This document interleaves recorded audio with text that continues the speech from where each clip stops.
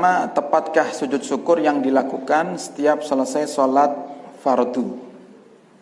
Apakah mengangkat tangan waktu takbir? Apa ini? Jadi sujud syukur itu ya,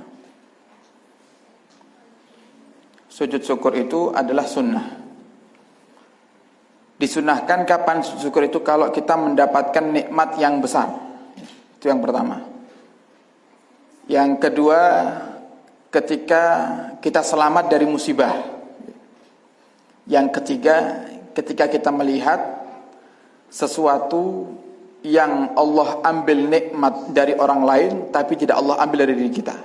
Ngapunten, misal ada orang yang tidak sempurna. Ada orang yang misal, dia tidak bisa berjalan misalnya, tapi kita bisa berjalan, itu kita juga disunahkan sujud syukur. Ya. Tidak satu pun daripada kita ini yang lepas daripada nikmat yang besar. Jadi yang nomor satu, nikmat besar. Sehingga dari yang nomor satu ini kita juga dianjurkan harusnya sujud syukur tiap hari, atau bahkan tiap saat. Apa nikmat besar yang pasti kita dapatkan? Nikmat Islam, nikmat iman. Dan itu nikmat yang paling besar. Nikmat yang paling besar. Kita bangun dari tidur dalam kondisi kita masih beriman kepada Allah, kita masih dalam keadaan muslim, mukmin, masih menjalankan salat 5 waktu. Itu nikmat yang besar dari Allah Subhanahu wa taala. Makanya guru-guru kita mengajarkan sujud syukur itu paling tidak setiap hari kita lakukan. Nah, caranya bagaimana? Caranya kita tetap harus punya wudu, ya, sujud syukur itu ya. Harus dikerjakannya tetap dalam keadaan berwudu. Dalam keadaan seperti halnya kita sholat, yaitu menutup aurat. Ya, jangan seperti pemain bola, ya. Bar ngegolne sujud syukur, ya. Sujud, ya. Sujud katoke katok endek, ya.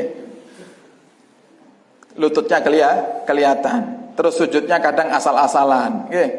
Ngadepi raning kiblat tapi ngadep ning supporter, nggih. Nah, lek supportere ning timur yang ngadep ke timur sujudnya kan gitu. Nah, ini bukan sujud syukur itu, dan bahkan bisa menjadi haram jika dia menyadari atau menganggap itu sujud syukur.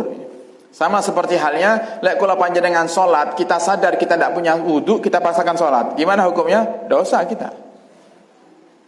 Misal ada perempuan dalam keadaan mohon maaf haid, kemudian puasa. Di bulan Ramadan maksakan untuk puasa, atau mungkin dia puasa dari pagi, dari subuh dia puasa, belum datang darah haid, tiba-tiba jam 5:30 kurang 5 menit misalnya, adzan maghrib kurang 5 menit dia keluar darah haid, pura-pura tidak tahu, pura-pura tidak sadar, padahal dia sadar itu. Gimana hukumnya? Dosa dia. Dosa, tidak boleh dilakukan itu, harus dibatalkan dan harus diganti nanti di qadha. Nah, ini sama orang yang sujud syukur menganggap apa yang dilakukan adalah sujud syukur tapi tidak menjalankan syarat-syaratnya, maka hukumnya dosa, bukan dapat pahala, malah dosa. Jadi sujud syukur itu harus punya wudu, menghadap kiblat, nutup aurat.